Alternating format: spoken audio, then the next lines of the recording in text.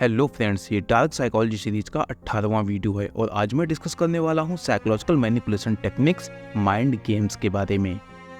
Mind games basically hand crafted manipulation techniques हैं। इन्हें hand crafted इसलिए कहेंगे क्योंकि जिस इंसान को मैनिपुलेट करना है उस इंसान के साथ क्या माइंड गेम खेलना है और कैसे माइंड गेम को प्लान करना है, ये सब उस इंसान के नेचर पर निर्भर करेगा।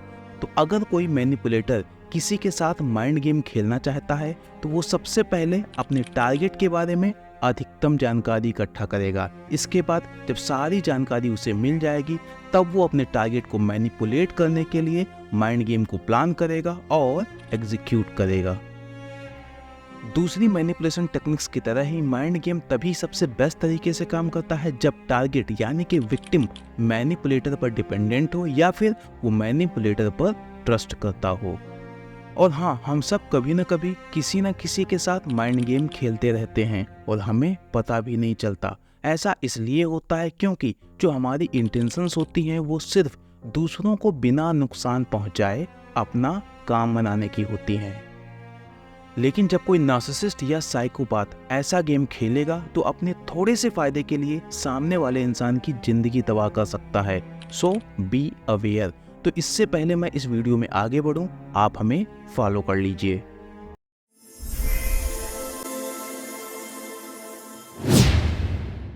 माइंड गेम साइकोलॉजिकल टैक्टिक्स हैं जिनका यूज किया जाता है किसी के अंदर कोई डर बैठाने के लिए, किसी को कंट्रोल करने के लिए और मैनिपुलेट करने के लिए। अभी तक मैंने इस सीरीज में जितनी भी साइकोलॉजिकल मैनिपुलेशन टेक्निक्स को डिस्कस किया है उन सब का यूज किया जा सकता है किसी भी माइंड गेम को प्लान करने में। तो चलिए एक इमेजिनरी सिचुएशन को लेता हूं और उस सिचुएशन में एक माइंड गेम को प्लान करता हूं। तो इस माइंड गेम का जो रिजल्ट होने वाला है वो ये होगा, द एंड ऑफ विक्टिम। यानी कि जिसके साथ ये इमोशनल मैनिपुलेशन का माइंड गेम खेला जाएगा वो अंत में दुनिया को अलविदा कह देगा। तो डिस्क्लेमर सुन लो कि यह कहानी पूरी तरह से काल्पनिक है। अगर इस सपनों की उड़ान से लेकर दुनिया को अलविदा कहने की जर्नी वाली इस कहानी को आप किसी से जोड़ पा रहे तो यह सेल्फ रिफ्लेक्शन करने का अच्छा मौका है।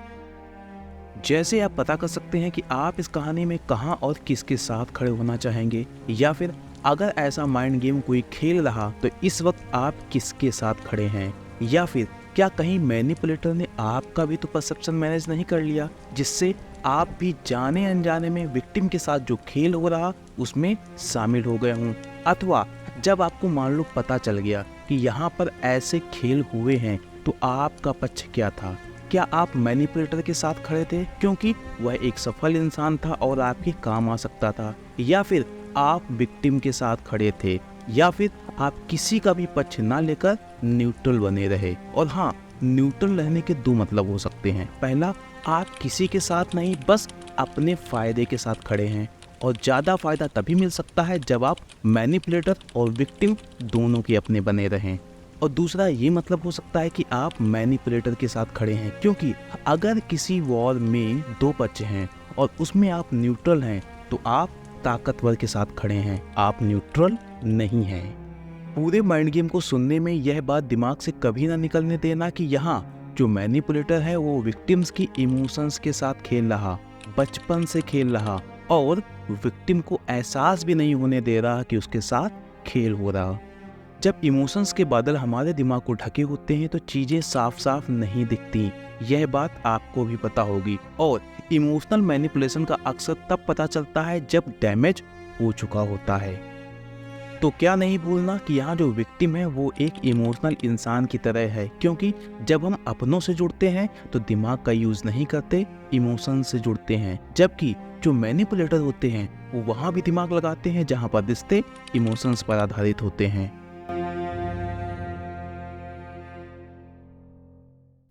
इस कहानी में दो भाई हैं, बड़े वाले का नाम है सनी और छोटे वाले का नाम है विकी। लेकिन इन दोनों का जन्म एक माँ से नहीं हुआ, मतलब दोनों की माएँ अलग अलग हैं।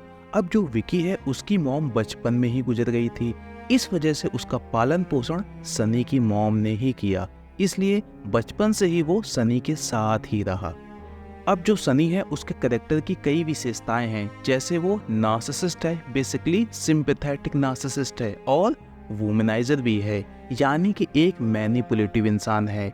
जबकि जो विकी है वो कह सकते हैं कि थोड़ा सयाना है, थोड़ा मूर्ख है, थोड़ा सिंपल है, थोड़ा काइंड हार्टेड है, थोड़ा गुस्सैल भी है और थोड़ा रेशनल है और थोड़ा इमोशनल भी है। इसलिए इमोशनल मैटर में उसके रिस्पॉन्स भी अक्सर इमोशनल ही होते हैं। तो सनी का टारगेट सुनो। यहाँ सनी का टारगेट है किसी भी हालत में विकी को खुद से ज्यादा सफल ना होने देना, क्योंकि सनी नार्सिसिस्ट है और अगर विकी ज्यादा सफल हो गया तो सनी से ज्यादा विकी को अटेंशन मिलने लगेगी। दूसरे लोग उससे आगे निकल जाए तो सनी कुछ हद तक बर्दाश्त कर सकता है, लेकिन वो इंसान जो बचपन से ही साथ रहा हो, उससे छोटा हो, उसी के घर में पला बड़ा हो और वो उससे आगे निकल जाए, उसे ज्यादा अटेंशन मिलने लगे, यह सनी को बर्दाश्त नहीं हो सकता। तो सनी ने अपने माइंड गेम में क्या क्या किया समझो। सबसे पहले उसने विकी को ये दिखाया कि वो उसका सगा भाई तो नहीं है, लेकिन उसे सगे भाई से भी ज्यादा मानता है। इस तरह उसने विकी का ट्रस्ट जीता। क्योंकि जो विकी है वो बचपन से ही सनी के साथ रहा था, इस वजह से सनी को विकी के जितने भी इमोशनल पैटर्न थे, जितने भी मेंटल पैटर्न थे और जितने भी इमोशनल ट्रॉमास थे, उन सब की जानकारी उसे अच्छे से थी।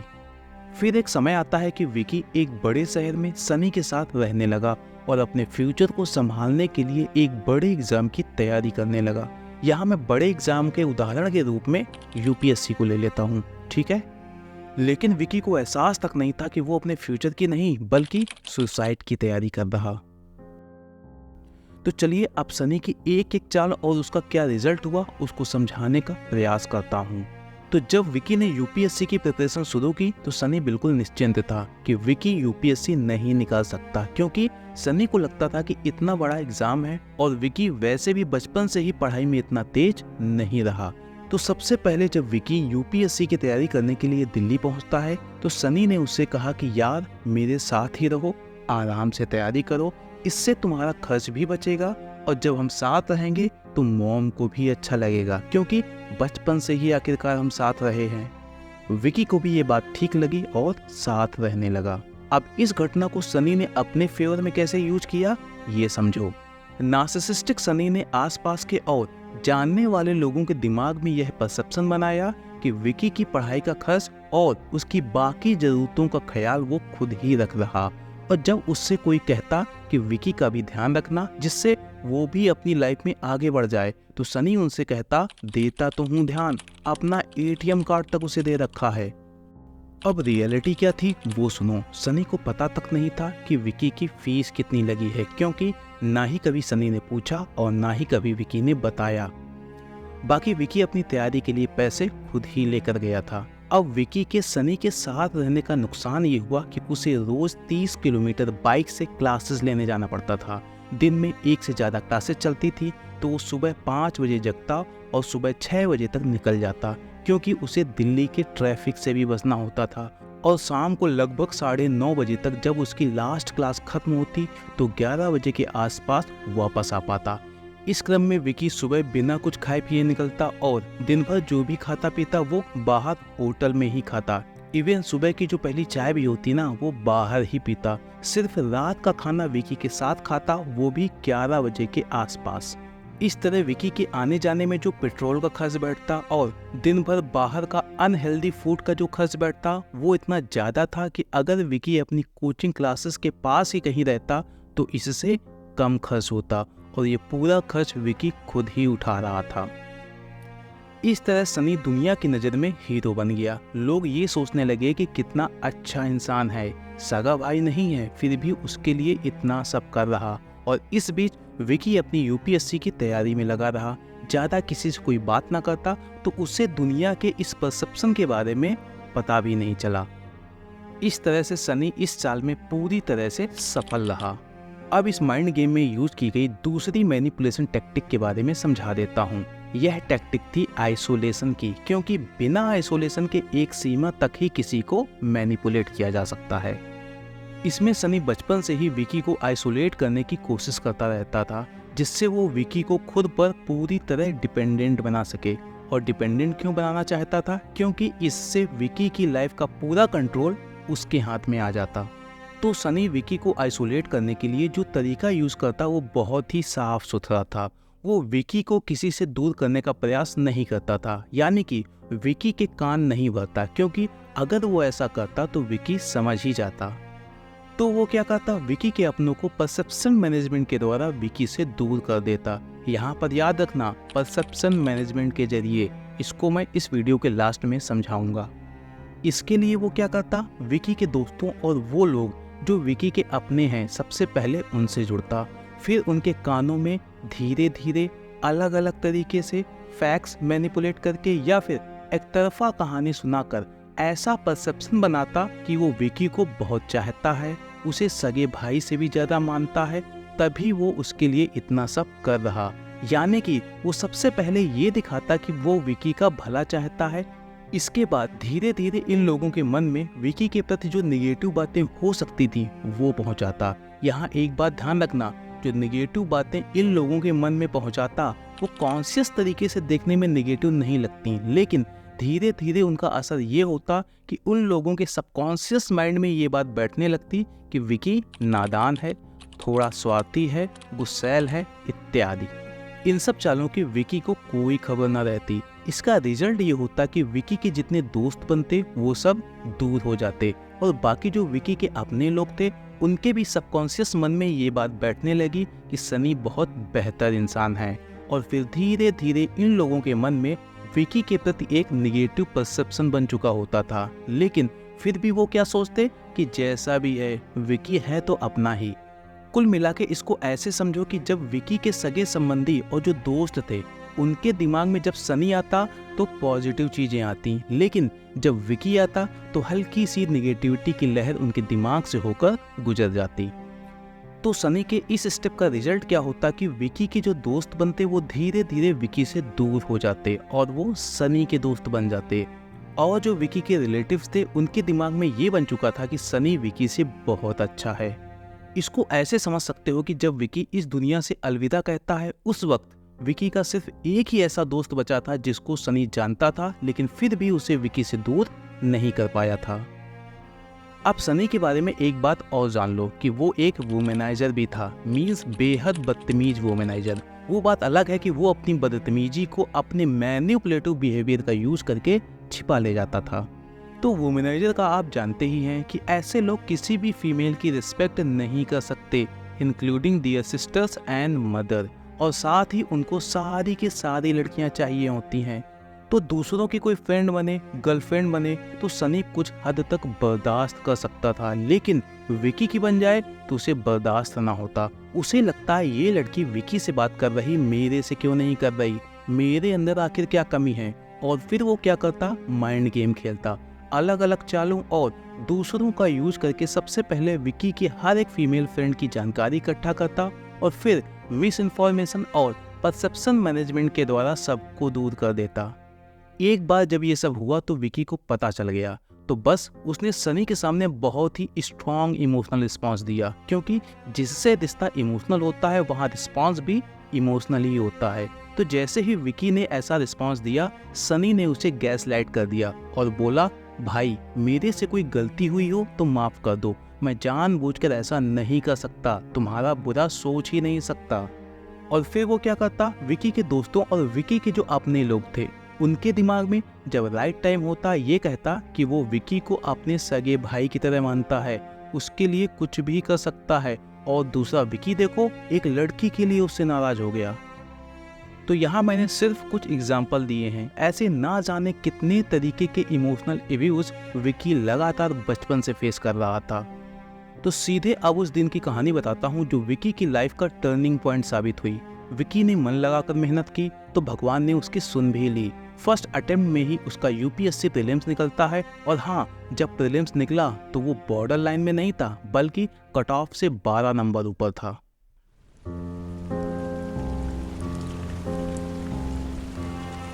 विकी रिजल्ट के दिन की इन्फॉर्मेशन इस तरह देता है कि 14 जुलाई 2018 की तारीख थी, दिन शायद शनिवार था।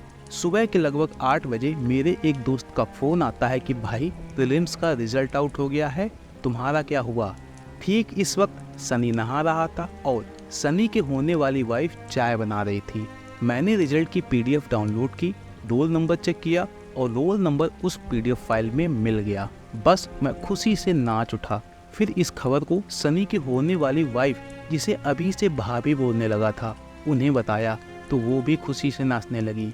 सनी के होने वाली वाइफ इतना खुश थी कि सनी नहा रहा था लेकिन वो लगातार बाथरूम का दरवाज़ा खटखटाए जा रही थी।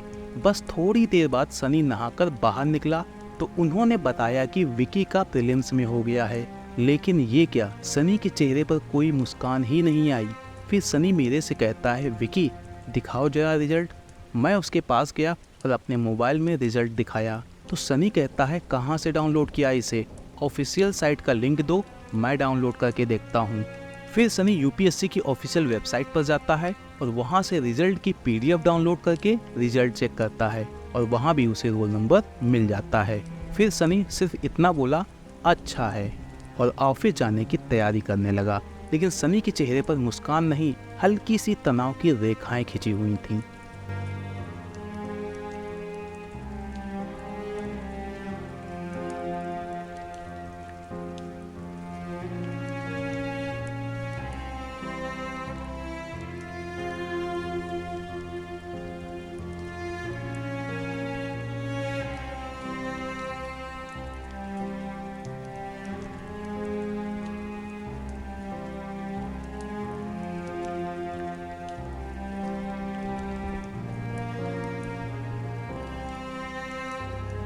अब यहाँ विकी के दिमाग में जो बातें आई वो उसके अब तक के जीवन की सबसे बड़ी भूल थी। विकी को 3 इडियट्स मूवी की वो लाइन याद आ गई कि दोस्त फेल हो जाए तो दुख होता है और अगर टॉप कर जाए तो और दुख होता है। फिर उसने सोचा कि शायद इसी नॉर्मल ह्यूमन इमोशन की वजह से सनी ने इतना कोल्ड रिस्पॉन्स दिया।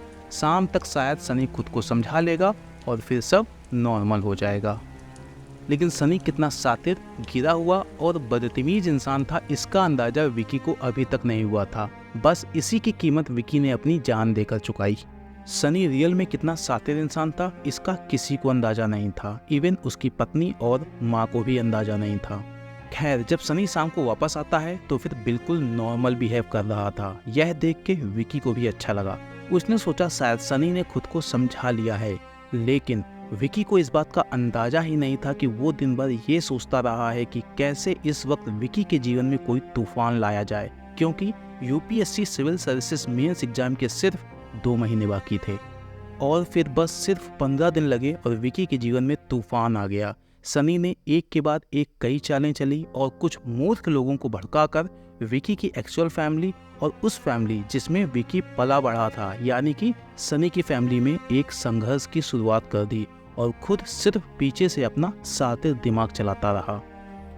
फिर वो एक साथ कई चालें चलता। सबसे पहले वो विकी के अपनों और उसके दोस्तों से बात करता रहता, जिससे सिचुएशन कंट्रोल में रहे और कोई भी इस संघर्ष को खत्म करने के लिए तुरंत आगे ना आए।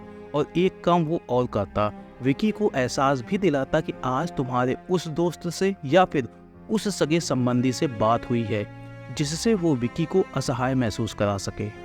दूसरी चाल वो ये चलता कि वो विकी से कहता कि भाई बस तू पढ़, लड़ाई झगड़े से दूर रहे, मैं तुम्हारे साथ खड़ा हूँ। और तीसरा, लगातार वो सिचुएशन को बिगाड़ने के लिए नई नई चालें चलता रहता। अब इस संघर्ष में सबसे ज्यादा तनाव जिसके पास आ रहा था, या फिर इनडायरेक्ट तरीके से सनी जिसके पास सबसे ज्यादा तनाव पहुंचा रहा था, वो था विकी। क्योंकि एक तरफ वो फैमिली थी जहां पर विकी का जन्म हुआ था और एक तरफ वो फैमिली थी जहां पर विकी पला बढ़ा था। लेकिन बेचारा मूर्ख विकी अभी भी पूरी सिचुएशन को नहीं समझ पाया था। अभी भी उसे ये नहीं पता चला था कि इन सब के पीछे मास्टरमाइंड कौन है। लेकिन फिर भी विकी एक बात पर सनी से नाराज था कि सनी चाहता तो एक दिन में संघर्ष को खत्म कर देता, लेकिन उसने ऐसा नहीं किया। बस इस बात पर वो सनी से नाराज था। अब यहाँ पर कहानी को मैं आगे बढ़ाऊं उससे पहले विकी के बारे में एक बात और जान लो कि जब विकी यूपीएससी की तैयारी करने दिल्ली पहुंचा, उसके पहले ही उसकी लाइफ में ऐसी कुछ चीजें हो चुकी थी जिसकी वजह से उसके अंदर डिप्रेशन के लक्षण उभार आए थे। लेकिन चूंकि डिप्रेशन नॉर्मल लेवल का था, इस वजह से विकी पर इसका खास नेगेटिव असर नहीं दिखाई देता था और विकी ने इस डिप्रेशन की स्टेज में ही यूपीएससी की तैयारी शुरू की और पहले अटेम्प्ट में ही प्रीलिम्स निकाला। लेकिन यहाँ सबसे बड़ी गड़बड़ ये हुई कि विकी ने एक बार सनी को बता दिया था कि उसके अंदर डिप्रेशन के लक्षण हैं। विकी ने सनी को अपने डिप्रेशन के बारे में बताकर कुछ ऐसा किया जैसे किसी लकड़बग्घे के सामने मांस का टुकड़ा फेंक दिया गया हो और बस वो लकड़बग्घा उस मांस के टुकड़े को खाने के लिए सही वक्त का इंतजार कर रहा था और वो सही वक्त अब आ चुका था। अब कहानी को आगे बढ़ाता हूँ। अब ये संघर्ष होते होते यूपीएससी सिविल सर्विसेज मेंस 2018 के पेपर शुरू हो गए। बेचारा विकी पहले भी नहीं पढ़ पाया और एग्जाम हॉल के बाहर खड़ा होकर पढ़ने की कोशिश करता तो पढ़ने में मन ना लगता। वो अपनी जिंदगी के इस संघर्ष को सुलझाने के लिए मन में संघर्ष करता रहता और जब वो एग्जाम सेंटर के बाहर खड़ा होता तो किसी न किसी के फोन उसके पास आते रहते और जब वो एग्जाम देकर बाहर निकलता तो भी उसके फोन में कई मिस कॉल लगी होती थी। कुल मिलाकर विकी के पेपर हो गए। अब मैं विकी की कहानी को यहीं रोकता हूँ क्योंकि मेरा मोटिव विकी की कहानी बताना नहीं है, माइंड गेम समझाना है। उम्मीद है आपको माइंड गेम समझ में आ गया होगा। अब विकी की सिचुएशन और आगे की कहानी का हिंट दे देता हूँ। जब सिविल सर्विसेज मेंस के पेपर हो गए उसके कुछ दिन बाद जब विकी के कुछ अपने लोगों ने देखा कि संघर्ष बढ़ता ही जा रहा तो वो आगे आए और उस संघर्ष को खत्म करने की कोशिश की और फिर ये डिसाइड हुआ कि जितनी भी पार्टीज इस संघर्ष में इन्वॉल्व हैं या फिर जिनका जिनका नाम आ रहा वो सब बैठेंगे और डिस्कशन करेंगे। फिर जो भी तस्वीर सामने आएगी उसके हिसाब से डिसीजन देकर मामला खत्म कर दिया जाएगा। साथ में मीटिंग की तारीख और जगह भी डिसाइड हो गई। लेकिन वो मीटिंग कभी नहीं हुई क्योंकि अगर मीटिंग हो जाती तो इस संघर्ष की सारी परतें खुलने लगती और उसमें जिस इंसान की सच्चाई सामने आती वो होता सनी। तो सनी ऐसा कैसे होने दे सकता था, इसलिए फिर से सनी ने उन लोगों से बात की जिनको भड़काकर उसने संघर्ष की शुरुआत की थी और फिर उन लोगों ने मीटिंग के लिए कभी हाँ ही नहीं बोला। अब इसके बाद सबको ये लग रहा था कि क्या फायदा हुआ इस संघर्ष का, फालतू में लोगों ने बुराई ले ली, लेकिन सिर्फ सनी को पता था कि वो इस गेम में भी सफल रहा। इसके बाद भी सनी लगातार विकी को प्यार दिखाकर, अफेक्शन दिखाकर, विकी के अपनों को मैनिपुलेट करके और विकी पर इनडायरेक्ट दबाव बनाकर अपने कंट्रोल में करने की कोशिश करता रहा। शुरुआत में विकी फिर से उसके कंट्रोल में पहुंच गया, लेकिन इस बार जब वो सनी के पास गया तो उसे बहुत घुटन होती, तो फाइनली विकी सनी से दूर हो गया। इसके बाद जब सनी को इस बात का अच्छे से एहसास हो गया कि शायद विकी हमेशा के लिए दूर हो रहा, तो बस उसने अपना सातिर दिमाग लगाना शुरू किया जिससे वो विकी को बिल्कुल अकेला कर दे, इमोशनली तोड़ के रख दे। और इन सब के लिए अपनी चालें तब तक चलता रहा जब तक उसके पास ये खबर नहीं आई कि विकी अब इस दुनिया में नहीं रहा। अब विकी के जीवन में क्या हुआ ये समझो। विकी के जीवन में आता है गुप्त अंधेरा, जिस अंधेरे से लड़ते लड़ते वो दुनिया को अलविदा कह देता है। ये अंधेरा था सीवियर डिप्रेशन का, एंजाइटी अटैक्स का, पैनिक अटैक्स का, extreme level of morning anxiety का, सीवियर सुसाइडल टेंडेंसी का, बाहरी जिंदगी की असफलताओं का, अपनों के खोते जाने का और एकदम अकेले हो जाने का। लेकिन विकी था जिद्दी इंसान, ऐसे कैसे इन सब के आगे सरेंडर कर देता। तो यहाँ से विकी की जो कहानी शुरू होती है और जो उसके मौत पे जाकर ख़त्म होती है, यह एक ऐसी कहानी है जो आपको ज़िंदगी जीना सिखा सकती है, मानसिक गुलामी की जंजीरों को पहचानना और उन्हें तोड़ना सिखा सकती है, इस समाज की जो झुंड में रहने वाली मेंटालिटी है उसके नुकसान बता सकती है और हर्ड मेंटालिटी से बाहर निकलने का रास्ता भी दिखा सकती है। कुल मिलाकर जीवन कैसे जिए कि मरते वक्त कोई पछतावा न हो, ये सिखा सकती है। क्योंकि ये कहानी है सेल्फ डिस्कवरी की। और एक बात और, जब विकी सेल्फ रिफ्लेक्शन से लेकर सेल्फ डिस्कवरी की यात्रा में निकलता है और जब अपनी जिंदगी में पीछे मुड़कर देखता है तब उसे उन सारे खेलों के बारे में पता चला जो उसके साथ खेले गए थे। और फिर इसके बाद विकी ने ये कहानी मुझे सुनाई और अब मैं आपको सुना रहा। अब इस कहानी का क्लाइमेक्स क्या था ये भी जान लो। विकी ने कसम खाई थी कि इस गुप्त अंधेरे के आगे सरेंडर नहीं करेगा, इससे बाहर निकलेगा, क्योंकि ईश्वर ने जब उसे धरती पर भेजा था तो उसकी आंखें खोलते ही एक नई सुबह हुई थी। तो उसने कसम खाई थी कि अंधेरे के आगे सरेंडर ना करके एक नए सवेरे के आगे सरेंडर करेगा। तो जैसे ही उसके जीवन में नई सुबह होने वाली होती है, उस सुबह की पहली किरण के साथ ही वो दुनिया को अलविदा कह देता है। तो क्या आप विकी की अंधेरे से लेकर उजाले तक की जर्नी के बारे में जानना चाहेंगे? अगर आपका जवाब हाँ है तो हमें कमेंट करके बता सकते हैं। और हाँ, वीडियो कैसा लगा इसको आप एक डिटेल्ड कमेंट करके हमें ज़रूर बताइएगा। अभी मैं चलता हूँ।